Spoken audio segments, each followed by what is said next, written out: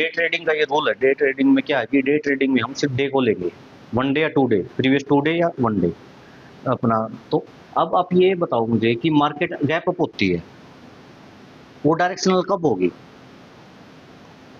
Means gap up हुई और वो उसी ट्रेंड में निकल ली।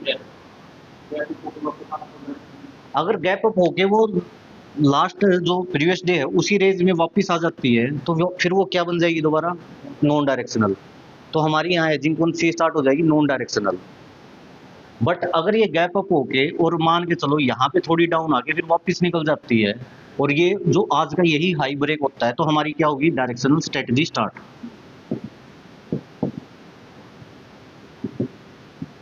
सिंपल, बिल्कुल कुछ भी नहीं, दो सिनेरियो। अब कोई अगर मार्केट में बहुत ज्यादा सिनेरियो लेके चलेंगे ना तो कुछ नहीं कर पाएंगे। सिर्फ दो सिनेरियो पकड़ो, डायरेक्शनल नॉन डायरेक्शनल। डायरेक्शनल कहाँ? ये वाला। नॉन डायरेक्शनल इसके बीच में। और फिर हम क्या करेंगे? एडजस्टमेंट। एडजस्टमेंट ही ज्यादा प्रॉफिट देता है। तो ये चार्ट पे डिटेल में बताऊंगा मैं, अभी ये सिर्फ एक आपको ना इंट्रोडक्शन बेसिक हो रहा है। तो अब ये मान के चलो यहाँ पे मैं डायरेक्शनल करूंगा। अगर जो मैंने वो बताया था कि मार्केट अगर हम नॉन डायरेक्शनल स्ट्रेटजी कर रहे हैं तो यहाँ पे हमें क्या नहीं करना? ऑप्शन बाइंग नहीं करनी। जब हमें ये पता है कि मुझे किस दिन ऑप्शन बाइंग नहीं करनी तो ऑप्शन बाइंग के लॉस खत्म ही हो जाएंगे, राइट? ओवर ट्रेडिंग नहीं होगी, क्योंकि मार्केट क्या है कि मार्केट अगर साइडवेज है तो क्या होगा कि एंट्री स्टार्ट हो रही है वापस आ रही है, एंट्री स्टार्ट हो रही है वापस आ रही है, फ्रस्ट्रेट हो जाते हैं, ओवर ट्रेड हो जाती है।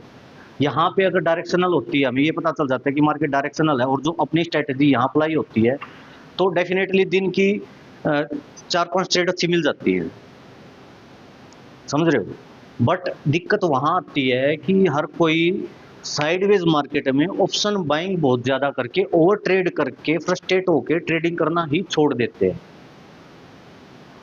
कोई भी ये नहीं सोचता कि जो ये लॉस हो रहा है इसके पीछे का रीजन क्या है, कि मैं कहाँ मतलब फोर्स लगा रहा हूँ? नॉन डायरेक्शनल में लगा रहा हूँ मैं फोर्स, क्योंकि हमें वो लॉस दिख रहा है, उसको रिकवर करने के चक्कर में हम मार्केट नहीं देख रहे। अगर ऑप्शन बाइंग में एक स्टॉप लॉस भी हिट होता है तो सिंपल बात है कि अपना नेक्स्ट उसको रिकवर कैसे करना है, wait for next opportunity. But इंसान क्या करता है? कॉल का स्टॉप लॉस हिट हुआ, पुट में घुस जाएगा, फिर पुट भी आ जाएगी, क्योंकि बिग ट्रेंड कौन सा है? Call side. वो तो रिट्रेसमेंट थी थोड़ी, उसने बाहर निकाल दिया। तो ऑप्शन बाइंग में आपको क्या लगता है? बिल्कुल हाई स्किल्स। जब हाई स्किल्स आप सीख जाते हो तो ऑप्शन हेजिंग आपके लिए बहुत आसान हो जाती है।